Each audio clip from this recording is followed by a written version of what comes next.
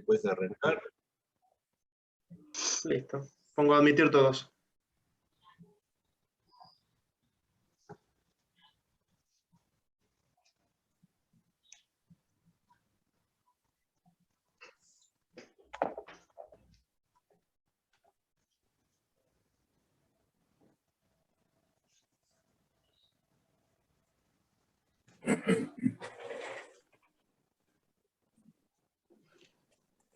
Hola, buenas tardes. Saludos a todos y todas. Hola, buenas tardes. Buenas tardes. Hola. Bueno, Buenas tardes. estamos en un nuevo encuentro del foro del Departamento de Psicología Jurídica de la Asociación de Psicólogos de Buenos Aires. Y hoy nos acompaña el licenciado Roberto Casanova, que nos va a estar presentando su libro Evaluación Pericial Psicológica y Daño Psíquico, que lo presenta cuando ya está casi todo vendido, porque ha tenido una gran aceptación, y hoy nos va a estar comentando, y va a estar acompañado con Pablo Martínez, Agustín Costallau, que son colaboradores en el libro y también son parte del equipo docente de diversas actividades que conformamos. Bueno, Roberto, ¿querés presentarte? Sí. No te presento porque es... Nos conocemos, la mayoría nos conocemos casi todos, es una persona muy conocida en el ambiente, en este espacio, y bueno, sería redundante, entonces, Roberto, podés hablar. Bueno, estoy acá, dame un minuto que voy a... Ahí está, estaba sacando el fondo porque estaba molestando. Ahí está, tenía como la niebla del otro día atrás mío. Bueno, gracias a todos por estar en un horario difícil porque es el mejor horario para trabajar, es donde los pacientes salen de trabajar y nos cuentan sus problemas. Entonces, gracias porque algunos ya nos conocemos, lo estoy viendo y sé que han acomodado agenda para estar acá. Particularmente, bueno, un lindo momento porque quizás no parece, pero internamente estoy nervioso, pasan todo eso que pasa con sudoración, palpitaciones, casi un ataque de pánico, pero es una sensación que de vez en cuando está bueno sentirla de nuevo porque significa que uno está haciendo algo que cruza un límite, ¿no? Se va superando un poquito. Así que bueno, gracias. Gracias a la Asociación de Psicólogos de Buenos Aires, de psicólogas y psicólogos de Buenos Aires, digo bien, por organizar esto. Hacer estos encuentros lleva su tiempo, lleva su recurso humano, lo sabemos, y bueno, la asociación se ha brindado para esto. A vos, Carlos, que empujaste a hacer esta presentación, yo particularmente no sabía si hacerla, porque uno dice, más que hablar del libro, quizás está bueno leer el libro. Pero Carlos me explicó el sentido, ¿no? También de contar el sentido del libro, que a veces las páginas del libro no lo dicen. Entonces, esa es la idea. Van a estar con nosotros los colaboradores del libro, que son colaboradores, amigos, compañeros de trabajo, de asado, de varias cosas, expedientes. El licenciado Pablo Martínez Suárez de Lima, que ya le voy a dar pie, el licenciado Agustín Costallau, y bueno, el Carlos Renaldo Miranda, que coordina el encuentro, pero también colabora con una sección en el libro, que después vamos a ver un pedacito para que la comenten, aunque sea brevemente. Ya voy adelantando que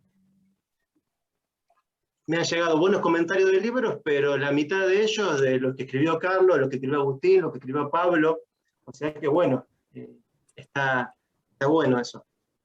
Y ahora, antes de empezar a contar bien el tema del libro, quisiera darle pie a quien creo que fue un aliado central por su paciencia, por su presión sana, por su decirme, Roberto, ahí ya va a estar, y dale, vamos, que esto, que el otro, que es Carlos Caporali, que es el representante de la editorial del libro, que fue recomendado por Agustín Costelló, que ya tiene su libro, también publicado en la misma editorial. Pero bueno, para mí fue importante contar con la editorial porque, como le dije a Carlos Caporali en su momento, averigüé otras, más por el nombre, ¿no? Uno busca el nombre reconocido, y vi que esas editoriales no tenían lo que yo buscaba, que me dejaran meterme en la edición, en el diseño de tapa, en la letra, en los márgenes, y no me daban ese lugar. Y Carlos me dijo, vamos a trabajar juntos. Y trabajamos, como me corregirás, Carlos, creo que más de 15 correcciones del material a lo largo de 2 meses. Así que bueno, Carlos, te agradezco y te dejo un lugarcito. Bueno, muchas gracias. Buenas noches, buenas tardes para todos. Buenas tardes, Roberto Horacio Casanova. Estamos presentes con los 2 titulares de Abarcar Ediciones, que así es el nombre, como ya lo mencionaste, de nuestro emprendimiento editorial, que nace a partir de una necesidad docente, porque luego de haber trabajado muchos años como docente de la carrera de edición en la Facultad de Filosofía y Letras de la Universidad de Buenos Aires, se me ocurrió que no había nada mejor que trabajar en caliente, en vivo con los alumnos y poder darles la posibilidad de que conocieran cómo se edita en forma real. Bueno, pasaron los años y suceden cosas con el transcurso del tiempo, como todos sabemos, pero algunas inéditas. Por ejemplo, al conocer al licenciado Agustín Costelló, nunca creí que esto se iba a reproducir, que iba a haber una cantidad más importante de psicólogos rodeándome, y yo pensando que iban a estar analizando el trabajo. Bueno, sí, así fue. El licenciado Roberto Casanova es un gran analista de los trabajos editoriales, un gran creativo, y la verdad es que estoy de acuerdo con todo lo que has dicho, Roberto, pero si no estamos los editores para colaborar con los autores, ¿para qué estamos? ¿No? Así que estamos muy, muy agradecidos, muy satisfechos. Tu obra se ha posicionado en una de las más vendidas, en una de las plataformas más importantes del país y del mundo entero. Y yo creo que no hay nada mejor que la satisfacción del trabajo realizado, del trabajo bien realizado. Por supuesto que somos perfectibles y de alguna manera lo vamos a mejorar, seguramente se reproducirá con el tiempo. Pero ha sido muy satisfactorio conocerte, Roberto Casanova. Esta vez las recomendaciones del licenciado Costelló fueron muy buenas. Y estás haciendo un trabajo excelente y sobre todo desde el punto de vista comercial. A nosotros nos llena de orgullo que nos hayas elegido. Esto es simplemente lo que te quería decir. Me retiraré en un rato porque me debo a mis alumnos también, que me estarán esperando en otro Zoom. Y bueno, felicitaciones y un gran aplauso editorial. Y como dice el latiguillo popular, que sigan los éxitos. Gracias. Bueno, Carlos, muchas gracias. Muchas gracias. Carlos es una persona que te da lugar para retocar, te corrige y te dice qué hacemos después. El otro día nos reunimos a cerrar un detalle administrativo de unas copias para que hay que entregar a la Biblioteca Nacional, y terminamos hablando de un libro 2 y de una ampliación de la primera edición. Entonces, motiva a trabajar. No.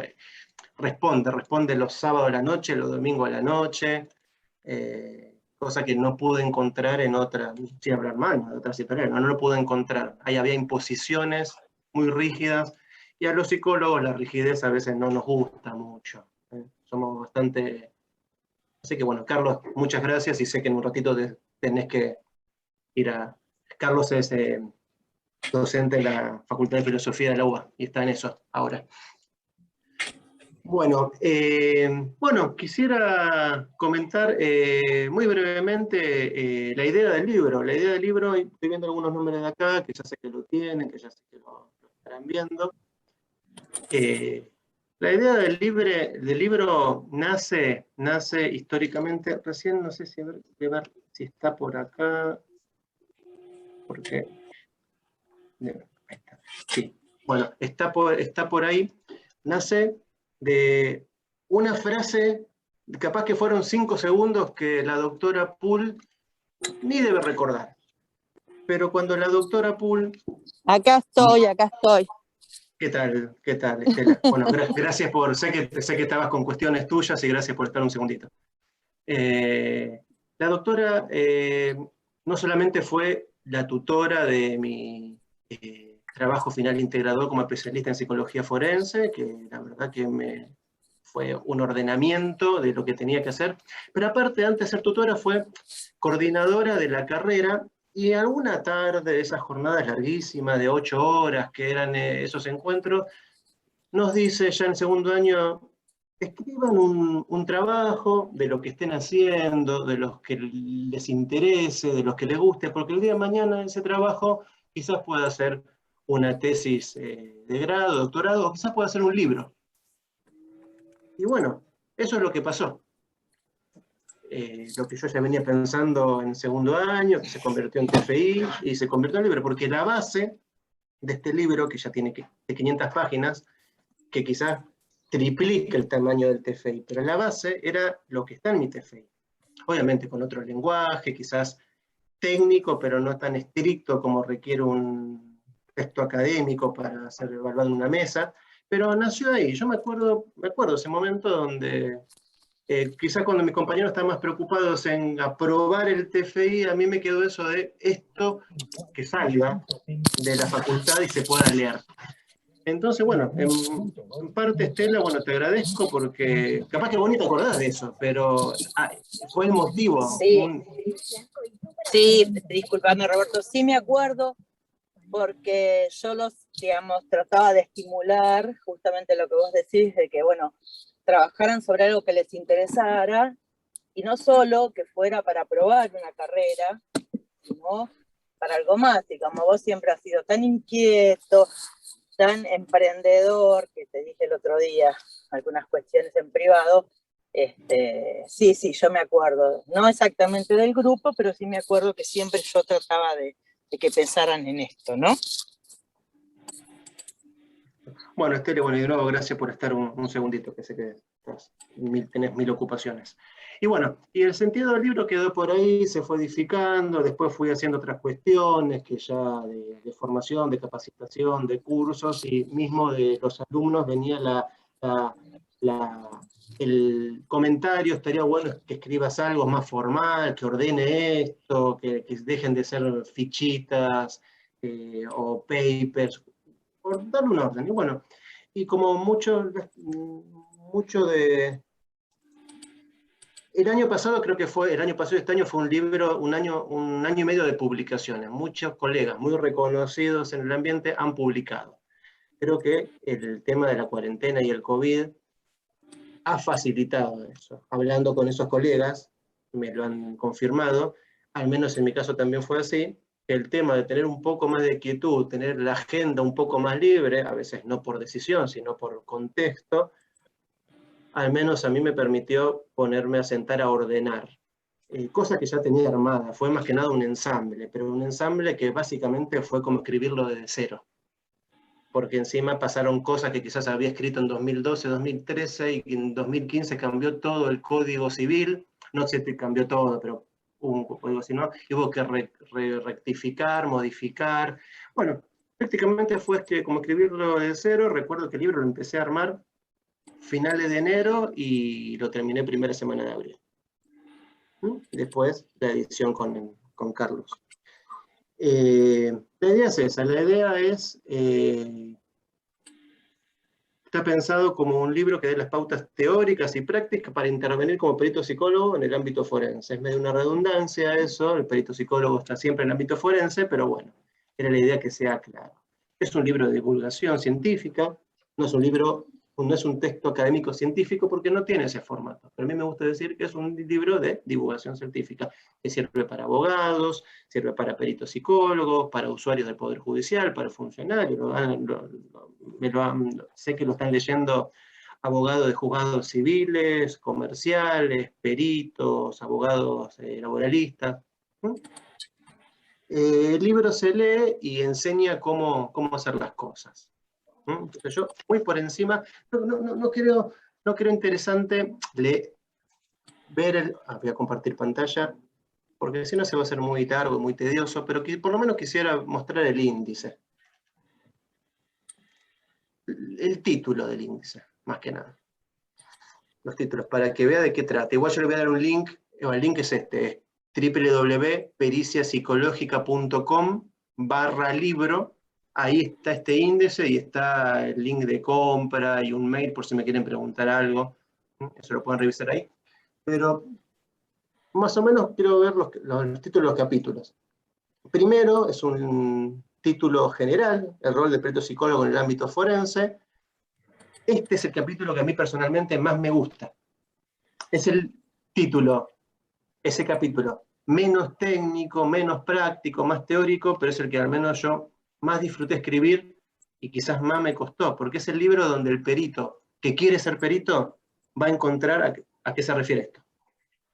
Después, a partir de ahí, ya es más especializado. La figura del consultor técnico. Encontré que de mucha bibliografía, porque este libro también nace de mucha revisión bibliográfica, como les digo, tiene como base un trabajo de posgrado que necesitó mucho fichaje.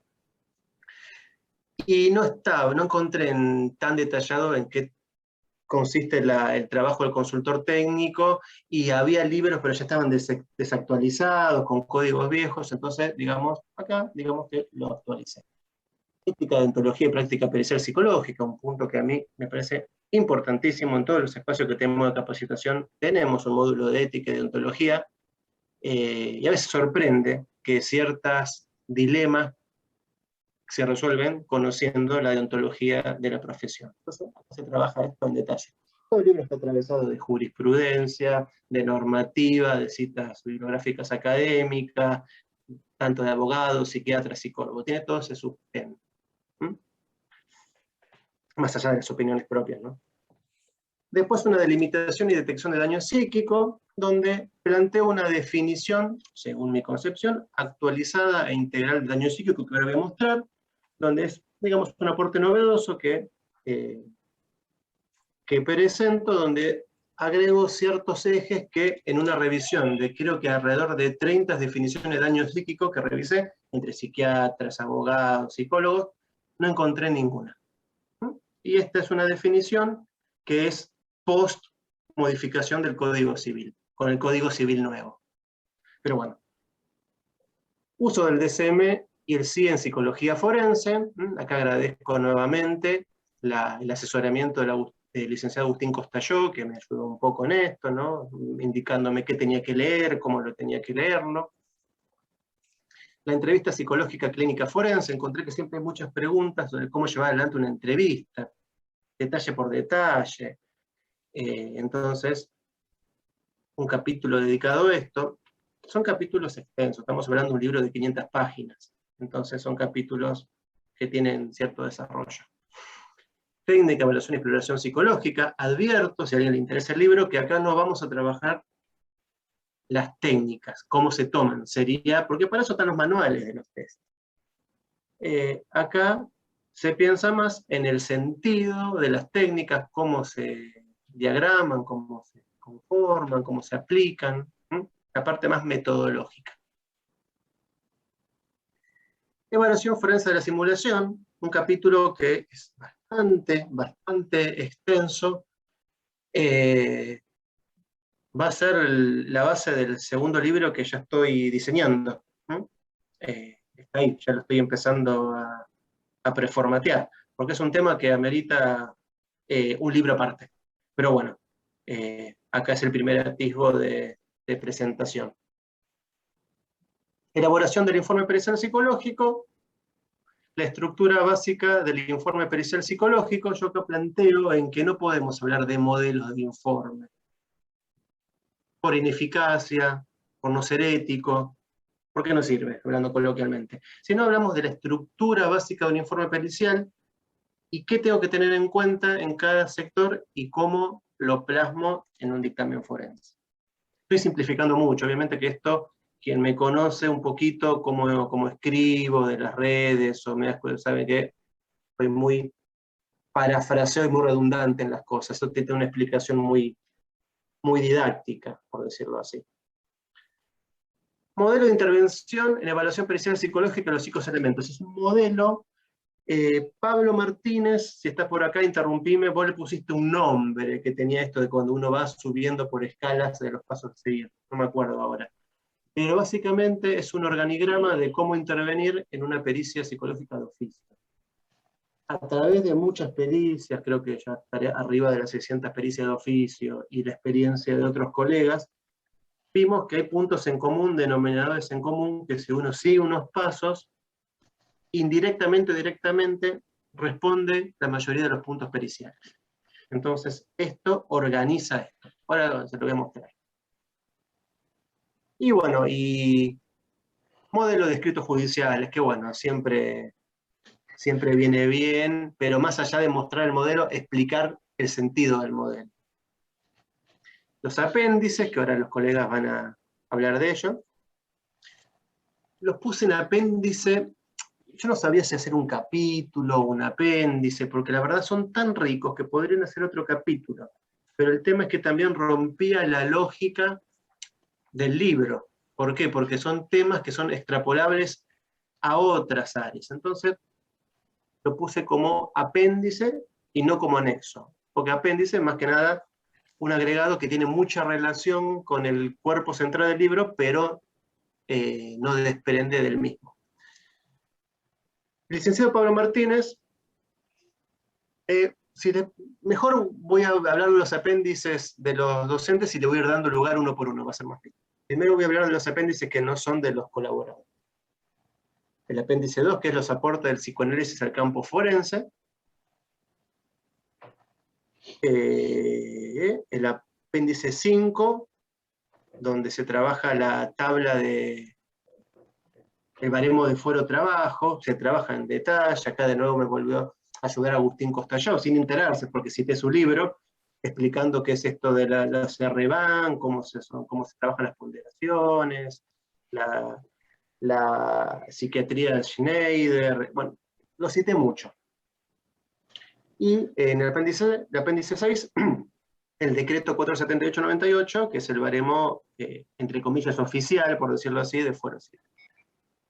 Esta es la idea central del libro. Ahora voy a dar lugar a los colaboradores, pero bueno, el libro está orientado al objetivo, si bien van a haber temas tangenciales que le van a interesar a consultores de técnicos, a peritos de parte de foro penal, a peritos oficiales, el usuario, el beneficiario central va a ser el perito de oficio o quien haga psicodiagnósticos jurídicos en fuero trabajo, laboral, comercial y contencioso administrativo.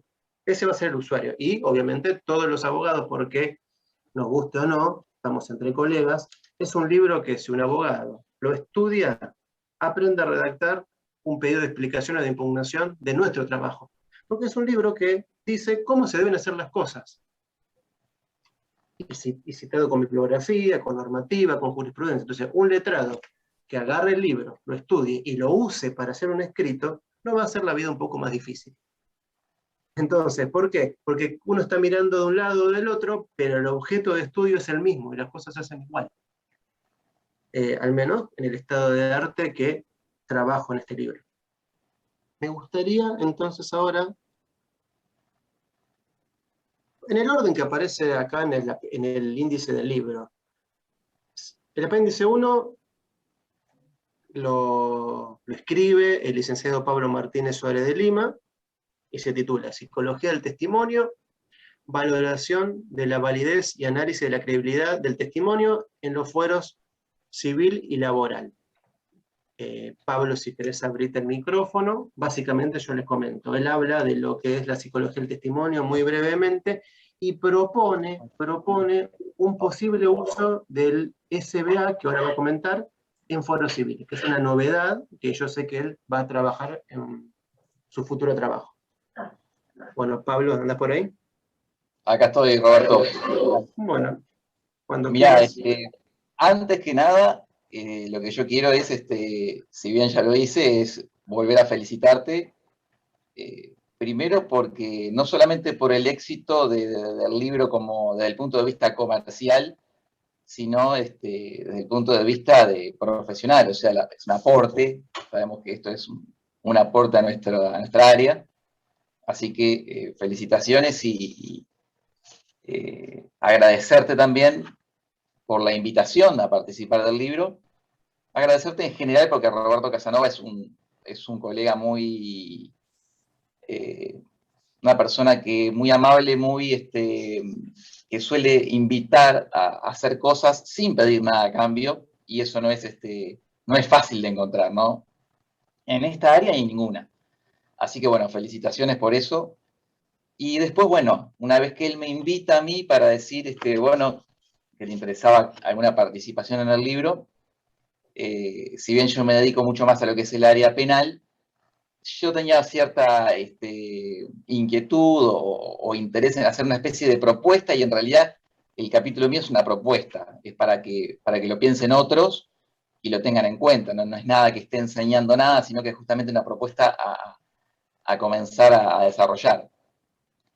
Entonces tomo desde lo penal lo que es la psicología del testimonio, porque la psicología del testimonio se utiliza en el área penal casi exclusivamente en lo nuestro para la credibilidad del testimonio en aquellas causas de presuntos abusos, y donde hay toda una especie de protocolo, y lo pienso entonces como para aplicarlo al fuero civil y laboral, que es el objetivo del libro de Roberto, ¿no? O el destino del libro de Roberto.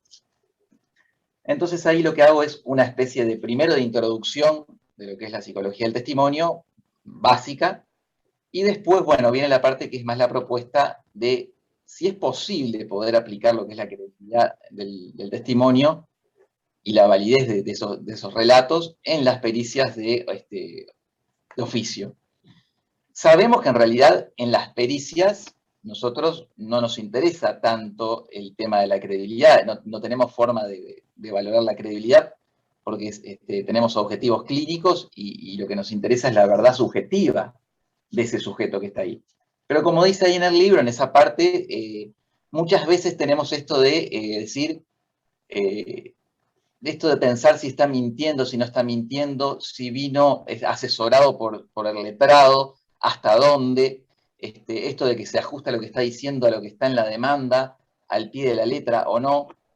Entonces la propuesta es tomar algunas herramientas de lo que es la credibilidad del testimonio para un trabajo nuestro, no para plasmarlo tanto en el informe, porque no corresponde, pero sí como para nosotros hacer una evaluación de la credibilidad de ese sujeto que hay en la pericia de oficio, que muchas veces viene después de muchos años a hacer la pericia, y viene con un relato que a veces es tal cual lo que aparece en la demanda, y otras veces que no. Entonces uno dice, bueno, pero esto no se ajusta, y en realidad lo que está haciendo ese sujeto es apelando a su memoria. Y la psicología del testimonio tiene que ver con eso, con la evaluación de la memoria, desde lo cognitivo.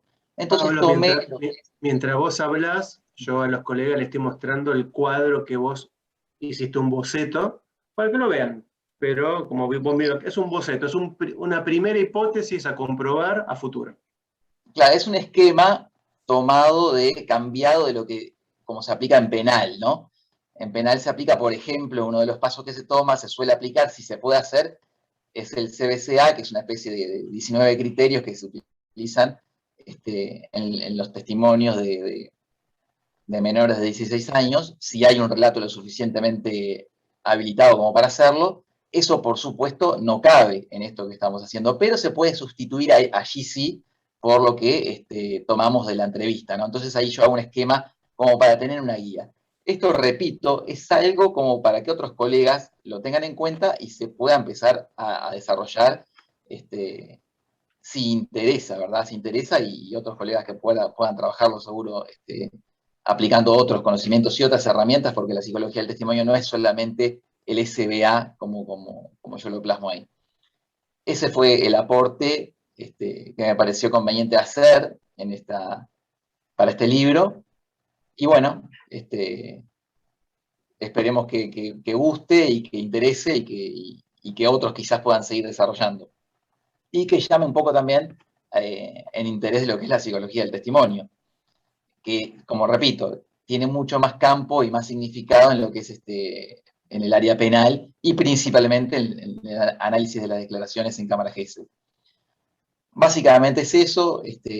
Roberto nos dice que ha tenido una buena repercusión. Bueno, agradezco entonces la repercusión y bueno, esperemos ahora el próximo libro de Roberto, que seguramente va a ser muy interesante y que tiene contacto esto con lo que es el tema de la simulación. Si bien la credibilidad del testimonio no es detectar mentiras, no tiene que ver con eso, se vinculan en cuanto a la metodología. Es una metodología mucho más estricta en cuanto a lo que es la memoria, el estudio de la memoria y el estudio de aquello que está en la narrativa de la declaración, no tanto en lo postural, no tanto en lo clínico, en lo gestual, como lo hay desde otras áreas que también investigan la mentira o la simulación. Así que Roberto, bueno, muchísimas gracias y felicitaciones, y para la próxima vamos a estar atentos para otra invitación que nos hagas. Así, antes vamos a hacer la reunión con lo tuyo, que vos no querés que hablemos mucho, pero va a ser antes. Bueno, no, lo mío es, ahora que ya lo decís, lo mío es un trabajo que estoy haciendo también por escrito, que seguramente vaya a estar para el año que viene, pero ahí sí ya va a ser dentro del área penal, enfocado un poco ya más a los peritos de parte, y que tiene que ver con esto de la evaluación en cámara Gesell, porque el grueso de la tarea del perito de parte, por lo menos en este momento, es en las denuncias de abuso sexual y las denuncias de abuso sexual infantil, sobre todo, ¿no? O en la infancia. Entonces es un poco sobre eso. Y desde la mirada del perito de parte, que no hay mucho escrito específicamente del perito de parte, siempre se lo describe, se habla del área, cuál es el área del perito de parte, y también hay muchos mitos alrededor y cuestionamientos éticos respecto del perito de parte, donde se vincula el tema de la objetividad, se vincula el tema de si es objetivo o no es objetivo, y diferenciar un poco lo que es objetividad e imparcialidad, que a veces se confunden y no tienen que ver. A veces uno puede ser de parte y ser objetivo, y eso se va a tratar un poquito también la temática del libro, enfocada en casos de abuso sexual infantil, porque es la experiencia que yo tengo. No, hay algo de homicidio, pero que no, repito, no es el grueso, ¿no? Seguramente después lo vamos a hablar con Carlos Reinaldo Miranda para hacerlo, y ahí sí invitarlos. Pero bueno, hoy el tema es el libro de Roberto. Bueno, gracias Pablo, bueno, gracias de nuevo y por todo. Gracias, Roberto. Bueno, el apéndice que sigue en el orden es el que está a cargo del licenciado Agustín Costalló. Era necesario que el libro contenga referencias a las pericias a distancia. Era necesario, porque sigue siendo el tema, el trending topic, no sé cómo se dice, cómo es la palabra. No fue el año pasado se hicieron charlas sobre el tema, y ya pasados los meses quizás está un poco más sistematizado, falta estudios, se sabe que falta estudio a nivel académico, comprobaciones, hay gente que está estudiando eso. De hecho el licenciado Agustín Costalló hizo una presentación de cómo funciona el ROYAR según Exner en la toma virtual, una investigación estilo paper, digamos, con una verificación como corresponde. Pero bueno, yo antes de darle lugar a Agustín Costalló, quisiera leer los apartados del apéndice a su cargo. Dice: el rol del perito psicólogo en tiempos de pandemia, instrumentos para la evaluación pericial psicológica remota, uso de herramientas informáticas en evaluación a distancia, condiciones necesarias para la evaluación online y instrumentos aplicables para la evaluación telemática. Eso da la idea de que es un apéndice eminentemente práctico, tiene su parte de explicación teórica, administrativa, pero habla de hasta qué test y cómo, en qué condiciones se podrían aplicar. Así que bueno, he tenido muchos comentarios positivos de este apéndice, porque por eso le dije de entrada, a veces lo que está en el apéndice daba para todo un libro. Es como que me sorprendió. Así que bueno, Agustín. Bueno, antes que nada, bueno, agradecerte la invitación para colaborar en tu libro. Agradecerte también por todo. Bueno, están muchos años que estamos trabajando juntos con Pablo, con Carlos, con vos. Siempre muy generoso. Eh, la verdad, muy, muy dado, muy desde el humano, muy puesto en los demás. Como dice Pablo, bueno, siempre sin pedir nada a cambio, hacer cosas, siempre buscas hacer cosas sin pedir nada a cambio. Desde ese lugar, aparte de lo académico, construís mucho. El perfil del estudio también pasa por ahí, pasa por construir con los demás. Siempre estamos contactándonos con colegas que también supervisan, que también hacen cosas y demás. Y bueno, nada, aprovechar un poco la oportunidad para eso, bueno, para agradecerte, felicitarte. Y bueno, tema del apéndice del libro, sin espolear, habla de que básicamente ya, digamos, las pericias de manera remota tienen dos lazos. Un lazo reglamentario, que es que se modificó la ley de ejercicio de la psicología el año pasado, y que básicamente lo que la ley dice es que lo que el ente regulador no diga al respecto, o sea, lo que el colegio profesional no diga al respecto, online igual presencial, desde el punto de vista jurídico. O sea, lo que la ley dice es que si el colegio no dice nada, online igual presencial. No hay que bueno, que a lo mejor que lo que pasa es que, qué sé yo, no sé cuánto, no. Online igual presencial. Eso es lo que dice la ley, ¿no? Después la otra beta que tiene es la cuestión, digamos, más técnica, que es que nosotros para hacer pericias necesitamos acudir a la evaluación psicológica. Y la evaluación psicológica de manera remota ya existía por teléfono en línea, en los años 90 en el interior más profundo de Estados Unidos. Ya existía en los años 90. Desde ahí hay toda una serie de trabajos, bueno, que se fueron expandiendo al resto del mundo. Hubo trabajos en Australia también, porque, digamos, los países extensos como el nuestro, como Australia, como Estados Unidos, como Rusia, bueno, nuestros países tienen un interior profundo donde, digamos, quedan lejos los servicios. Entonces, cuando llegan los servicios de comunicación, comienza la teleasistencia. Entonces, desde ahí ya hay normas internacionales en materia de evaluación psicológica a distancia, pero desde desde los 90 que se está estudiando y hay infinidad de papers, infinidad de trabajos. Y bueno, y digamos, antes de ver el tema de, bueno, está todo muy bien descrito en el libro. Sí, disculpa que te interrumpa, Agustín. De hecho, vos en el libro, en tu apéndice, mencionás los textos, los historizás, los detallás para que los colegas capaz que lo puedan citar en algún momento para justificarse el modo de trabajo. Eso está en la bibliografía todavía. Lo único que les voy a spoilear, porque no les quiero spoilear todo el anexo, es este apellido, Luxtor. Luxtor. Es el encargado de la APA en materia de teleevaluación. Es el que se encarga del tema, pero no ahora con el coronavirus. Añares antes. Pero añares antes. Es el que más sabe del mundo en materia de teleevaluación, es Luxtor. Y bueno, y tiene unos papers muy fáciles. La APA tiene dos betas. Una beta hipertécnica de papers muy caros para evaluar lo que ustedes quieran, y recomendaciones. Y las recomendaciones están dadas exactamente, ahí está la cita del texto del autor.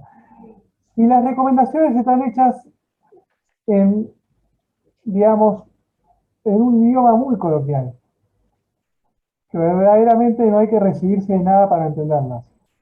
Y Luxor tiene de los dos, como es miembro de la IPA, digamos, es autoridad en la IPA, entonces tiene de las dos cosas. Tiene papers, ¿no es cierto?, donde hay trabajo empírico y demás, y a su vez también hay recomendaciones donde Luxor te explica en un castellano muy fácil, más o menos cómo elaborar con esto.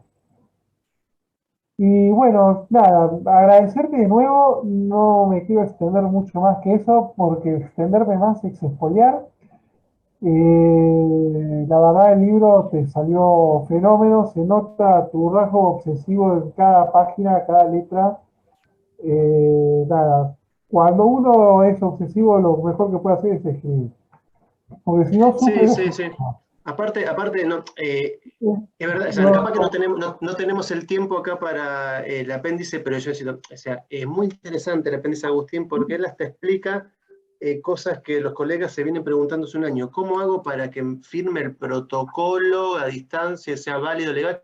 Él da opciones, que desde lo digital, desde el correo, y lo explica con qué programa, cómo hay que hacerlo, o sea, es muy difícil. Hay que leer el apéndice. O sea, yo por eso te dije, Agustín, es para hacer de ese apéndice un libro aparte.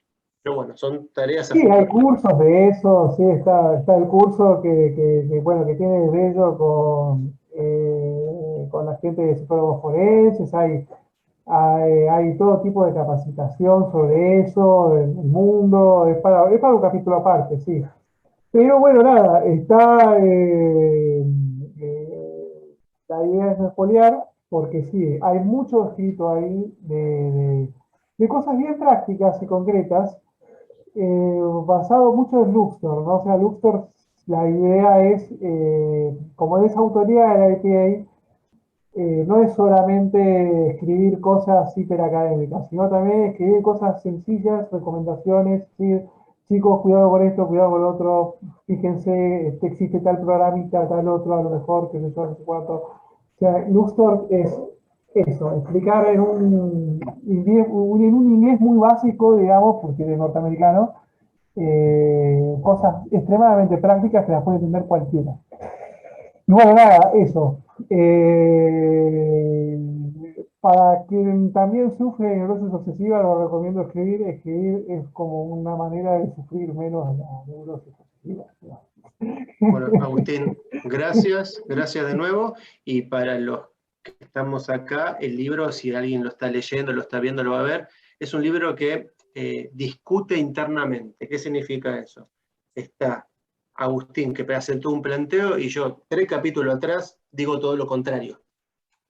Con otra postura, con otro fundamento, y cada uno, entonces, la lógica del libro es la misma que tenemos en nuestro trabajo.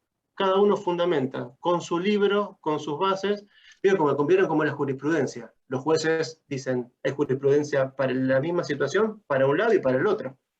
Bueno, entonces nos discutimos muchos internamente. Y el otro apéndice que resta del tercero, porque está en ese orden, es de la persona que coordina este encuentro, que es el licenciado Carlos Miranda, que se llama el apéndice Evaluación Forense del Moving o Acoso Laboral. Y ahí tiene un apartado que explica qué son los delitos contra la libertad y la dignidad del trabajo, con normativa actualizada, definición y características generales del moving, consecuencias psicofísicas del moving, jurisprudencia, legislación, herramientas para evaluar el moving. Es un tema que, insisto, estaba en el apéndice porque son cuestiones que tocan a distintas áreas. O sea, de hecho, todavía en Argentina no está, pero están los planes de que pase a ser, en alguna futura reforma, un delito punible del marco penal. Todavía tengo entendido que no lo es. En países como Perú, España ya lo es. Pero bueno, como es un tema que toca tangencialmente, tenía que estar, y bueno, y yo sé que Carlos tiene mucho trabajo en el tema, tanto nacional como internacional. Y bueno, Carlos, si querés contar un poquito. Bueno, Roberto, no. En principio, bueno, agradecerte la invitación, la participación.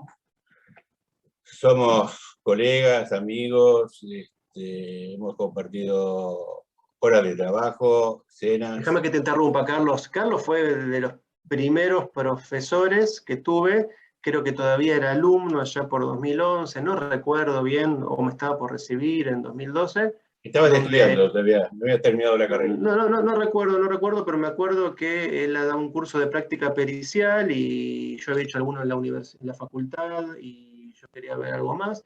Y me acuerdo que tu clase valía, eran 3 encuentros o 400 pesos, algo así. Estamos hablando de otros años. Y bueno, él fue, hoy estamos trabajando juntos, sí, pero él fue quien me dijo, mirá, de esto se trata, y me lo dijo bien, porque pasaron 11, 12 años, y era así que mal no estaba. Así que bueno, Carlos. Bien. Bueno, nada, el tema que decidimos entre los dos trabajar en este libro fue el de Moving, pensando en la calidad del trabajador como un derecho humano, es un fenómeno relativamente nuevo o reconocido, porque desde el 80, 90 aparecen los conceptos más solicitados de Lehman sobre el moving. En el 2007 se crea en el Ministerio de Trabajo una oficina de violencia laboral. Cito esa fecha porque es muy reciente. Es tan reciente que no hay demasiada jurisprudencia, y vos decías que no hay una ley. Hay un proyecto de ley de hace varios años que fue cajoneado y que no termina porque las empresas se resisten y ejercen un gran poder. A mí me ha tocado intervenir en varios casos de moving en que nunca se llegó a sentencia porque llegan a un acuerdo. Llegan a un acuerdo pagando lo que se reclamaba en el principio, lo que calculaban que se iba a regular en la sentencia, pero lo que no quieren es que haya jurisprudencia. Entonces se resuelve con un arreglo judicial donde generosamente reconocen las pretensiones, no reconocen las pretensiones, le dan un reconocimiento monetario sin reconocer lo que se estaba reclamando, que se haya producido un daño. Y cada vez es mayor en el fuero laboral este tipo de circunstancias. Lo que se desarrolla en el capítulo es los antecedentes. Ya en 1939 le preguntan a Freud qué es para él la salud mental. Y cuando esperaba una larga respuesta, él dice simplemente la capacidad de amar. La salud mental, amigo mío, es la capacidad de amar y de trabajar. Y ahí ya está implícito que la perturbación en el trabajo puede producir una enfermedad. La definición de salud de la OMS dice que la salud no es la ausencia de enfermedad, sino el completo estado de bienestar físico, psicológico y emocional. La OIT define, la Organización Internacional de Trabajo, define el trabajo como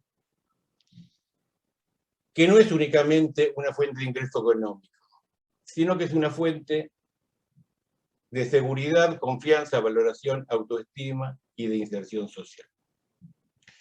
Y dándole una vuelta más, un director chileno, no recuerdo el nombre, que tuvo hace unos años, incorpora el concepto de trabajo digno, que es el trabajo que reconoce, permite el desarrollo de la potencialidad del trabajador y tiene un reconocimiento acorde. O sea, no todo trabajo es digno. Y eso lo sabemos bastante en esta época. Bueno, y después hablamos sobre el diagnóstico, sobre las consecuencias psicológicas, el daño que se produce. Pero lo importante es el libro, el trabajo que te has tomado, que me has sorprendido, cómo has trabajado, armado, ordenado, puntualizado, desarrollado los diferentes conceptos y considero que este libro va a ser un referente en el área. Y eso es lo que realmente interesa. Bueno, Carlos, te agradezco. No sé si es una foto o el doctor está quieto, pero no, ahí vi que se movió. Bueno, está con nosotros, me voy a dar el gusto, porque para mí es un gusto. Está con nosotros el doctor Osvaldo Varela. Para mí es un gusto porque me permitió, de hecho en la introducción a mi libro le agradezco públicamente porque me permitió formar parte de su cátedra, de su gabinete, y me permitió estar al lado suyo como ayudante, que uno escucha y aprende. Son de esos profesionales que esas pequeñas intervenciones quedan, y son pequeñas, y capaz que ni se dan cuenta que es una intervención. También fue docente mío de grado, de posgrado, y bueno, no, Osvaldo, bueno, gracias por estar. Y acá justo tengo enfrente, hablando de evaluación del Moving, el libro que es de su autoría, justo con Bustos Villar, que es el Inventario de Hostigamiento Laboral. Está muy interesante como herramienta también para valorar estas cuestiones. Así que bueno, en su momento estaba difícil de conseguir y Osvaldo muy amablemente me lo facilitó. Así que bueno, doctor, gracias por estar. Y bueno, Carlos, esto es todo. O sea, voy a la parte formal porque me están preguntando dónde lo pueden conseguir el libro. En Mercado Libre, ponen evaluación pericial psicológica o entran, yo voy a escribir, no, va a ser más fácil así porque ya estoy, porque a veces el chat, los que están con celulares les cuesta verlo.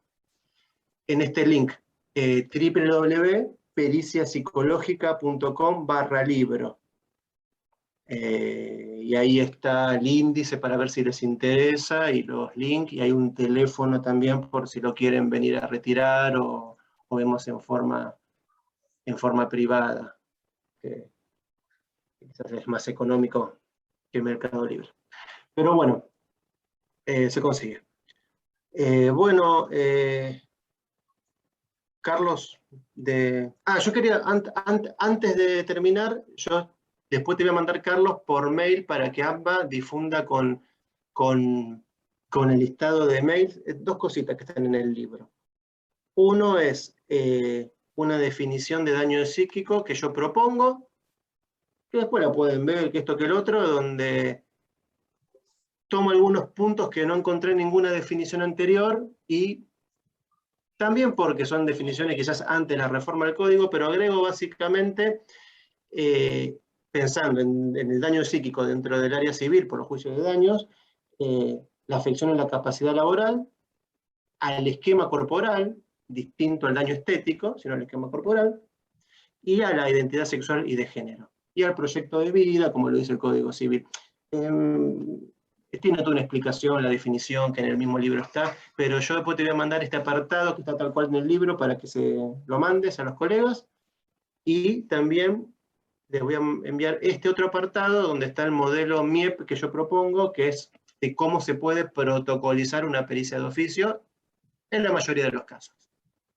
Que está todo un modelo de los pasos a seguir. Hay que leerlo. Yo te lo mando y después lo compartís y tienen, por si lo quieren citar en algún lugar, tienen la página y todo para la cita más prolija, digamos.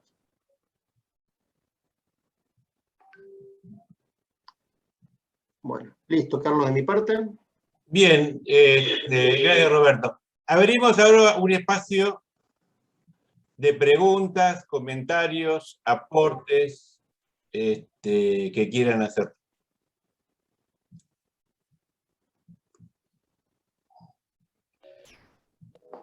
Hola, ¿Qué tal? buenas Buenas tardes. Bien. Bueno, sí. Cualquier cosa, ustedes organicen el orden de la participación. Me presento, mi nombre es Alejandra Morquio, soy perito oficial en el Poder Judicial de la provincia de Córdoba, y fue justo el anuncio de este libro casi como una respuesta a una expresión de deseo. Yo estaba necesitando este libro. Estaba necesitando este libro y quería justamente mucho material compendiado en en una sola obra. Ya lo tengo en mis manos y realmente considero que es un aporte muy valioso para quienes estamos en la tarea pericial. Así que les agradezco mucho bueno, el trabajo que se han tomado. Bueno, gracias por Muchas gracias. participar y tu comentario.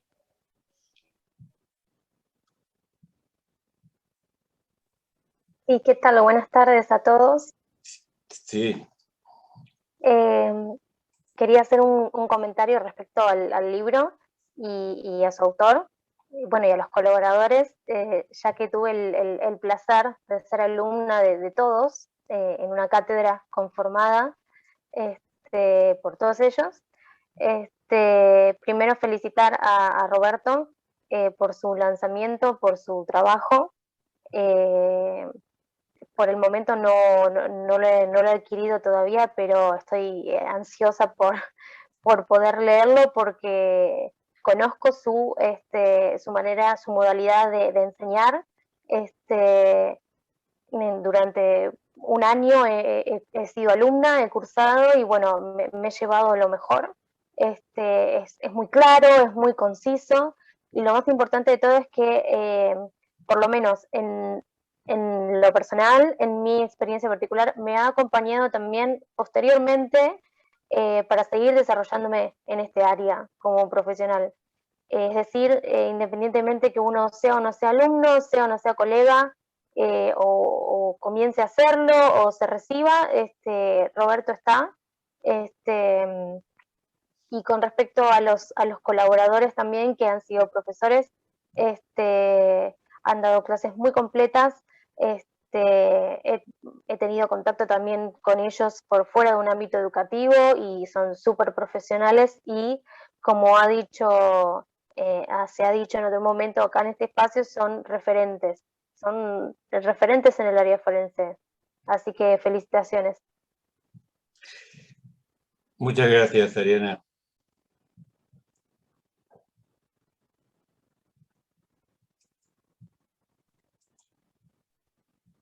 Buenas tardes.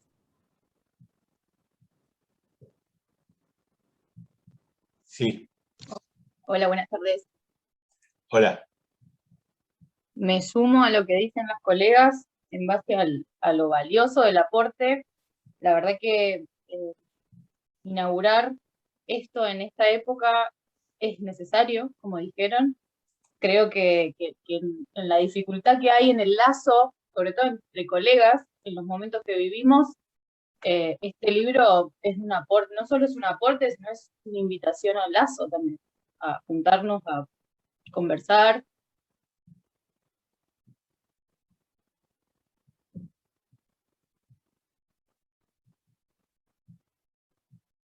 Hola. Es irónico porque nos tenemos que juntar a conversar y se corta el Zoom. Sí. Pero son cosas que pasan. Buenos Aires, me cambié de provincia y es difícil difícil adaptarse a otra provincia y cualquier producción que pueda aunar criterios y apostar al lazo, bienvenida. Así que felicitaciones y se agradece como colega. Gracias, Laura. Bueno, gracias, Laura. Si alguien tiene el libro, comente más del libro, que es más interesante.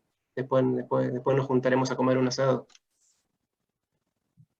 Un asado que caro va a ser, pero bueno.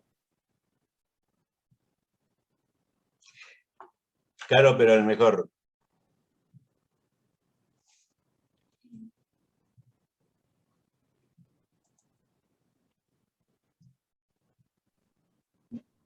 Bueno, Roberto, te felicito por el libro, a Agustín y a Pablo. La verdad, digamos que creo que también es un gran aporte, digamos, a todo el trabajo que se viene haciendo en el ámbito de pericia.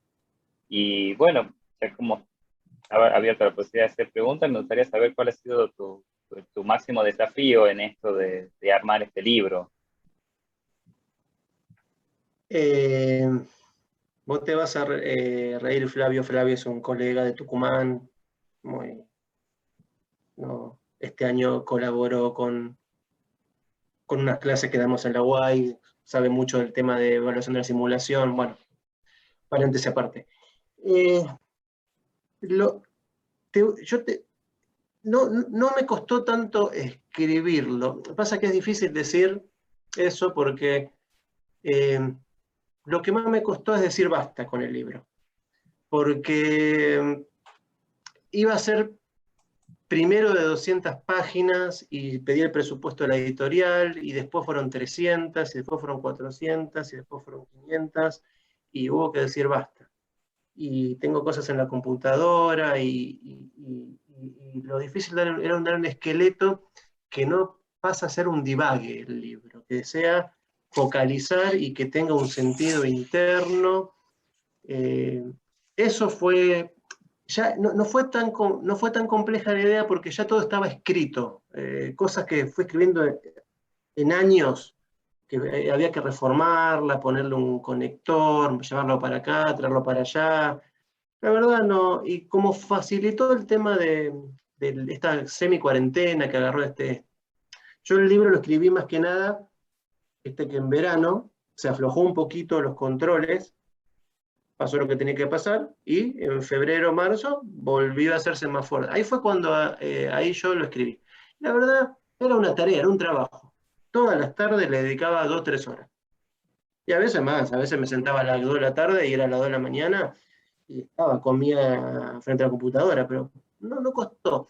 El tema fue más que nada, ¿qué dejó afuera? No tanto la redacción. También tuve la ayuda de mi mujer, que está acá al lado, que me amenazó con que le dedique el libro, si no se terminaba todo. Pero no, hablando en serio, colaboró mucho porque ella es abogada y me corrigió cosas que yo estaba haciendo mal, y releyó el libro también a mi padre, que no está acá, pero también releyó el libro, él es profesor de lengua y literatura, así que también entró por otro lado sus críticas. No es profesor de lengua, es profesor de otra cosa, pero me entienden, ¿no? Faltaba que saque la lapicera roja y ponga nota. Y estaba muy trabajado, o sea, hubo mucha ayuda con el tema, pero el tema fue qué dejar afuera. Y después otra cosa que me costó mucho fue el diseño de tapas, porque a mí me gusta, amateur, hacer diseño de cosas. Y nunca me amigaba con el diseñador, siempre era la letra un poco más gruesita, para acá, para allá. La verdad, fue eso lo que llevó más tiempo. La redacción ya venía precocinada, digamos. Pero bueno, si te tengo que responder más rápido porque me estoy extendiendo, bueno, lo que estoy haciendo es lo que pasaba en el libro, justamente, es síntoma del libro. No poder delimitar el objetivo y empezar a divagar en el libro. Es eso lo que pasa. Así que bueno.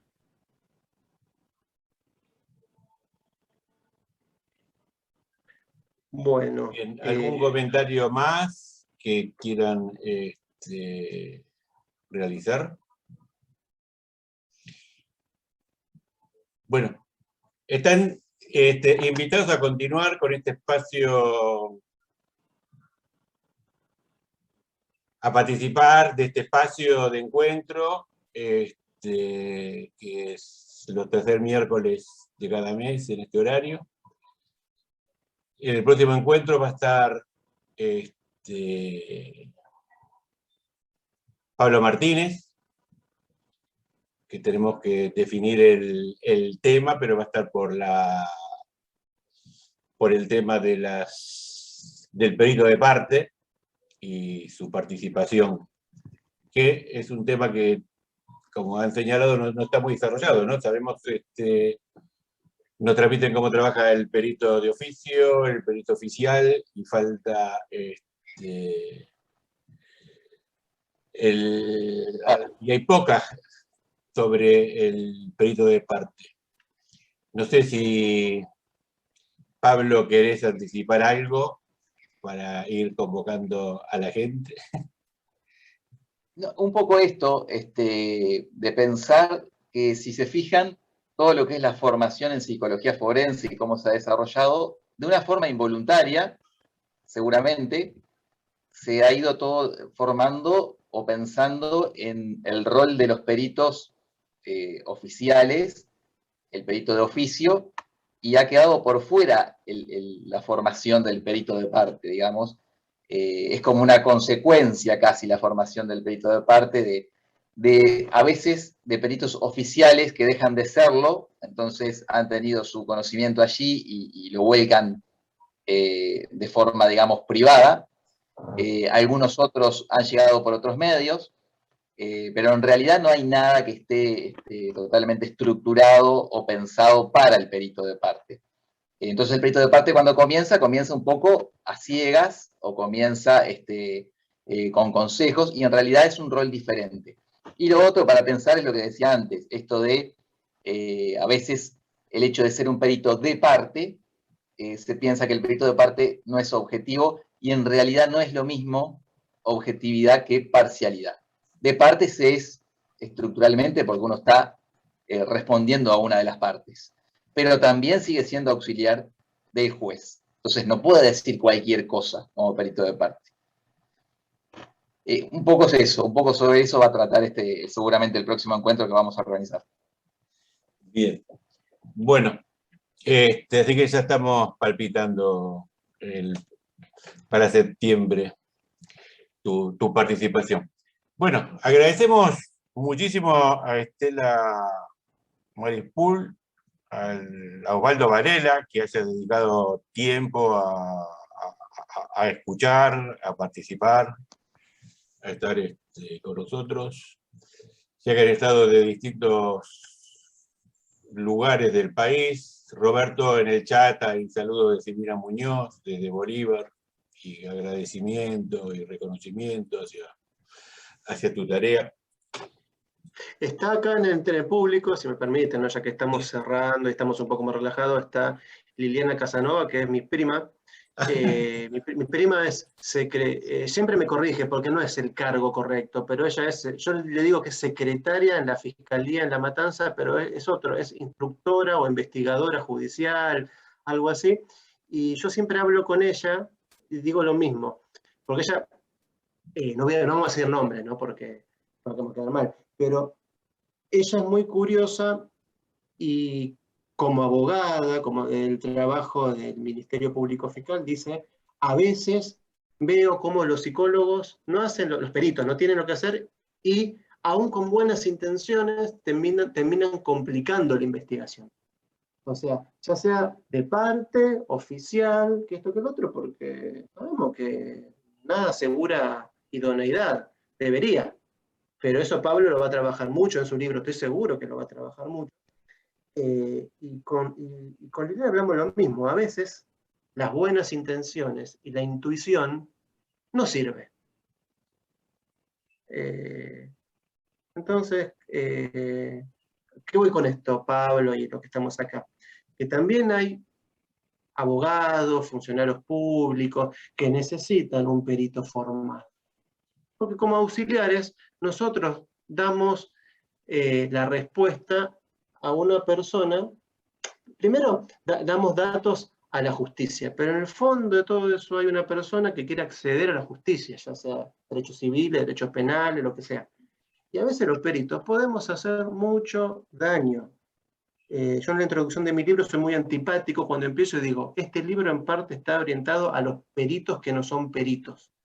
O sea, esa ironía, porque uno es perito tan simple como para pagar tanta plata, me anoto y ya está. Pero perito como experto, de cada 10, ¿cuánto? Entonces, tiene que ver con eso, con un acto ético. Y bueno, y nada, y mi prima, que es más obsesiva que yo, le molesta mucho eso. Ella es abogada, la abogada es abogada que va y busca gente en la calle para meter adentro. Voy a saludar. Te estoy quedando así, mal parada, te estoy dejando mal parada, tuviste que hablar, no te quedó otra. No, primero que nada estoy muy orgullosa y no puedo ser objetiva en nada. Muy orgullosa y lo amo profundamente. Es como un hermano más que un primo. Yo tengo tu copia gratis, no te preocupes. Yo tengo tu copia. Ya la compré, me vas a hacer la firma. No, es cierto, hablamos mucho y digamos, tenemos por ahí, coincidimos en nuestras obsesiones, esto de buscar una respuesta real para la gente que busca acceder a la justicia en respuesta a sus problemáticas. Nadie busca una resolución judicial si no tiene un problema real, ¿no? Y desgraciadamente sí. Y es muy bueno cuando uno cuenta con un profesional formado al cual consultar y en quién confiar en esa respuesta. Y no son las más de las veces, son las menos. Así que Horacio sabe que he estado con él muchas veces a cualquier hora, haciéndole preguntas y pidiéndole información, porque a veces hacemos el ejercicio ilegal de la psicología, no lo cuenten, pero tratamos de escuchar otras cosas para tratar de nutrirnos más. Bueno, les mando un abrazo a todos, pero especialmente a Horacio. Bueno, ya nos veremos a fin de año.